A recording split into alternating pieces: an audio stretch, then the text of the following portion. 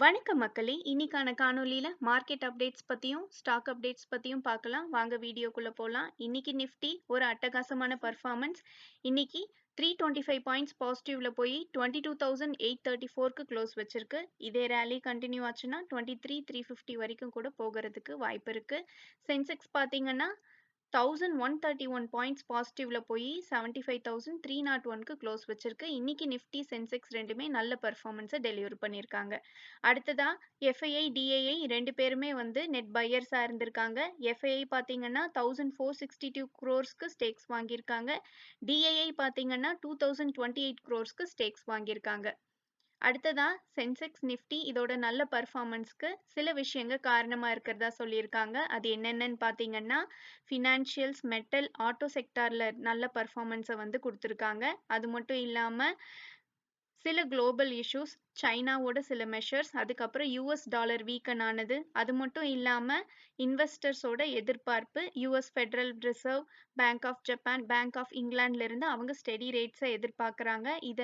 இந்த காரணங்களால் வந்து இன்னைக்கு சென்செக்ஸ் அண்ட் நிஃப்டி நல்ல பர்ஃபார்மன்ஸை கொடுத்துருக்கிறதா சொல்கிறாங்க. அடுத்ததாக பார்த்தீங்கன்னா சில ஸ்டாக்ஸ் புல்லிஷ் அப் ட்ரெண்டில் இருக்கிறதா சொல்லியிருக்காங்க. அது என்னென்ன ஸ்டாக்ஸ்னு பார்த்துடலாம். இந்த ஸ்டாக்ஸ் எல்லாம் டெக்னிக்கலாக பாசிட்டிவ் பிரேக் அவுட் கொடுத்துருக்கிறதா சொல்லியிருக்காங்க. அது என்னென்னு பார்த்தீங்கன்னா 200 டே மூவிங் ஆவரேஜுக்கு மேலே சில ஸ்டாக்ஸ் வந்து க்ளோஸ் வச்சுருக்காங்க. ஸோ இந்த ஸ்டாக்ஸ்லேருந்து தொடர்ந்து ஒரு நல்ல பர்ஃபார்மன்ஸை எதிர்பார்க்கலான்னு சொல்லியிருக்காங்க. அதெல்லாம் என்னென்னு பார்த்தீங்கன்னா Coforge, Hitachi Energy India, Tata Steel, 197 Communications. அதுக்கப்புறம் சில ஸ்டாக்ஸ் வந்து வால்யூம் வெயிட்டட் ஆவரேஜ் ப்ரைஸ்க்கு மேலே க்ளோஸ் வச்சுருக்காங்க. இதுவும் வந்து ஒரு புல்லிஷ் ட்ரெண்டை குறிக்குது.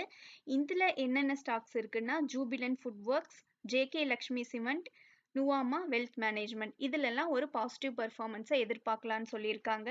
சில ஸ்டாக்ஸ் வந்து டவுன் பர்ஃபார்மன்ஸ் கொடுக்க வாய்ப்பு இருக்கிறதா சொல்லியிருக்காங்க. அது என்னென்னா டெத் கிராஸ் ஓவர் அதில் நடந்திருக்கு.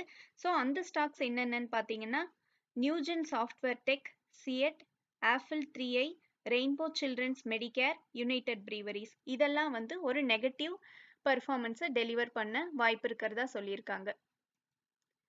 அடுத்ததா நம்ம போர்ட்ஃபோலியோ வந்து டைவர்சிஃபை பண்ணுறதும் அதுக்கப்புறம் சேஃபாக வச்சுக்கிறது மூலமாக நம்மளோட கேபிட்டலை வந்து நம்ம சேஃபாக பார்த்துக்க முடியும்னு சொல்லியிருக்காங்க.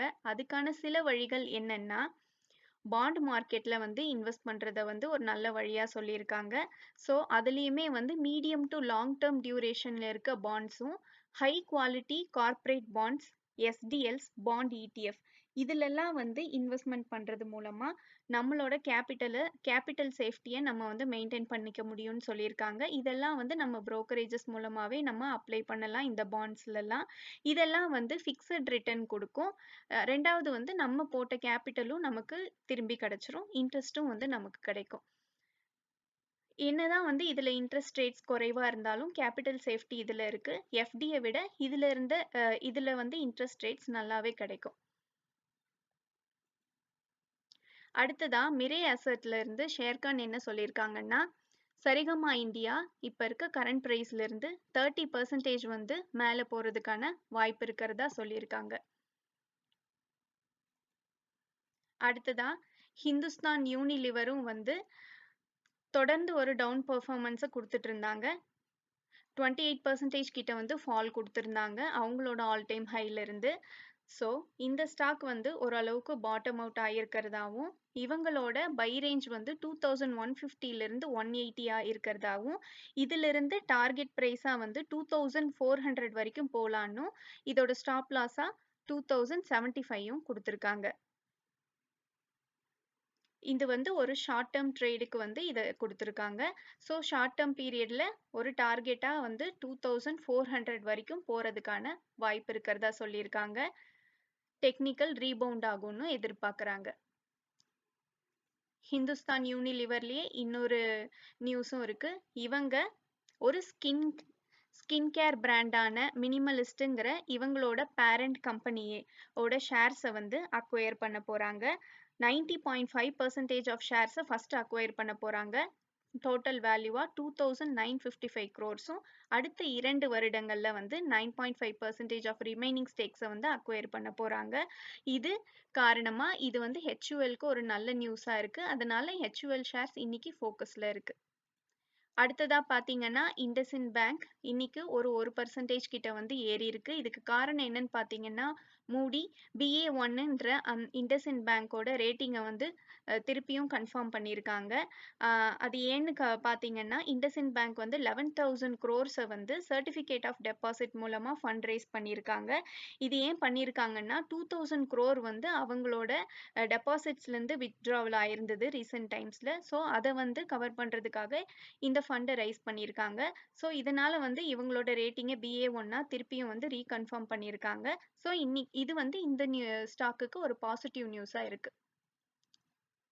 அடுத்ததா பாத்தீங்கன்னா சோம் டிஸ்டில்னரிஸ் இந்த ஷேர் வந்து ஒரு பை ஆன் டிப் ஷேரா அப்படின்னு சொல்லி ஷிதிஜ் காந்தி வந்து ஒரு அனலிசிஸ் கொடுத்திருக்காரு. அவர் என்ன சொல்றாருன்னா 95 to 125 இந்த ரேஞ்சில் வந்து இந்த ஸ்டாக் கன்சாலிடேட் ஆகும்னும் ஒரு 5 to 7 வீக்ஸ்க்குள்ள வந்து 148லேருந்து 150 வரைக்கும் டார்கெட் போகும்னு சொல்லியிருக்காரு. இவர் வந்து டெக்னிக்கல் அனலிஸ்ட் SMC குளோபல் செக்யூரிட்டிஸ்ல இருந்து.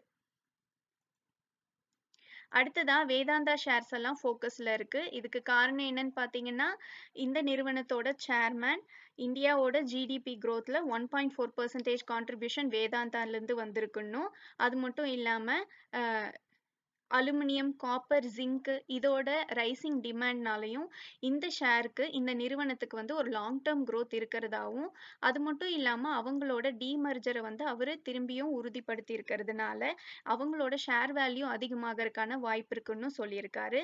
ஸோ அவரு திரும்பவும் வேதாந்தா நிறுவனம் வந்து 4ஆ டீமர்ஜ் ஆக போதுன்னும் வேதாந்தா ஷேர் ஹோல்டர்ஸ் ஒவ்வொன்றிலையும் வந்து ஒவ்வொரு ஷேர் வந்து அவங்களுக்கு கிடைக்கணும் உறுதிப்படுத்தி இருக்காரு. அதனால இந்த ஷேர்ஸ் ஃபோக்கஸ்ல இருக்கு.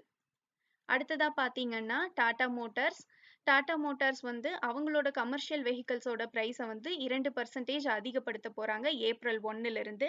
ஆல்ரெடி வந்து மாருதி சுசுகி அவங்களோட பிரைஸை வந்து இன்க்ரீஸ் பண்ணியிருந்தாங்க 4%. இது வந்து மாடலை பொறுத்து வேரி ஆகணும். மாடல் அண்ட் வேரியன்ஸை பொறுத்து வந்து பிரைஸ் வந்து மாறணும் டாடா மோட்டார்ஸ் சொல்லியிருக்காங்க. இது மூலமா வந்து அதிகரிச்சிட்டு இருக்க இன்புட் காஸ்ட்ஸை வந்து இவங்களால மேனேஜ் பண்ண முடியும்னு சொல்லியிருக்காங்க. அதனால டாடா மோட்டார் ஷேர் ஒரு நல்ல பெர்ஃபார்மன்ஸை இன்னைக்கு கொடுத்துருக்கு.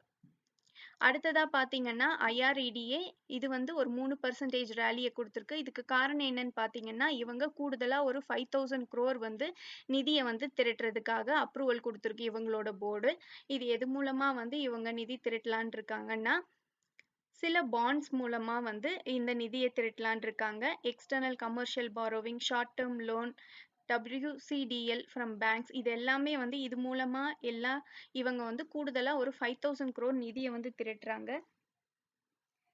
ஸோ இது வந்து இந்த ஸ்டாக்குக்கு ஒரு பாசிட்டிவ் நியூஸா அமைஞ்சிருக்கு.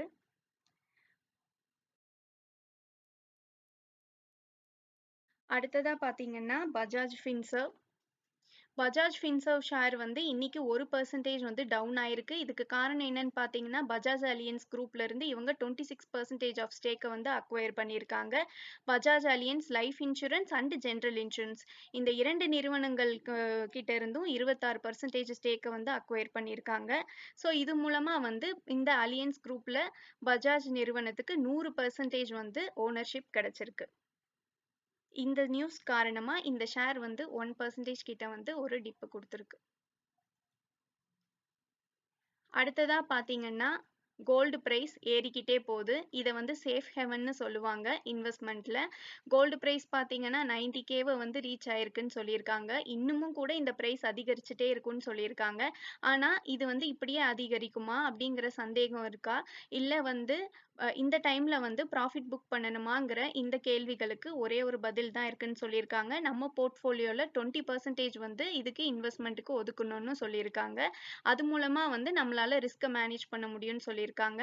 இந்த சென்செக்ஸ் டு கோல்டு ரேஷியோ வந்து 1க்கு கீழே போனா கோல்டு பெர்ஃபார்மன்ஸ் குறையும்னும் 1க்கு மேல போச்சுன்னா அதுல இருக்க ரிட்டர்ன் வந்து அதிகமா கிடைக்கும்னு சொல்லியிருக்காங்க. ஸோ இது மூலமா நம்ம போர்ட்ஃபோலியோல வந்து 80% ஈக்விட்டிக்கும் 20% வந்து கோல்டுக்கும் ஒதுக்குனா நமக்கு நல்ல ரிட்டர்ன் வந்து கிடைக்கும்னு சொல்லியிருக்காங்க.